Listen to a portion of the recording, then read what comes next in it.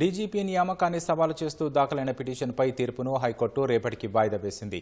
డీజీపీగా శివధర్ రెడ్డి నియామకాన్ని సవాలు చేస్తూ సామాజిక కార్యకర్త ధన్ గోపాల్ హైకోర్టులో పిటిషన్ దాఖలు చేశారు. సుప్రీంకోర్టు తీర్పు ప్రకారం శివధర్ రెడ్డి నియామకం జరగలేదని పిటిషన్లో పేర్కొన్నారు. మరోసారి ఆ పిటిషన్పై విచారణ చేపట్టిన జస్టిస్ పుల్లా కార్తీక్ గతేడాది ఏప్రిల్ నుంచి డీజీపీ ప్యానెల్ లిస్టుని యూపీఎస్సీకి పంపుతూ వచ్చామని అడ్వకేట్ జనరల్ సుదర్శన్ రెడ్డి కోర్టుకు తెలిపారు.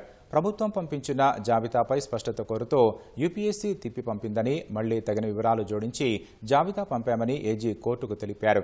గత నెల 31న మరోసారి 5 పేర్లతో జాబితా పంపినట్లు తెలిపారు.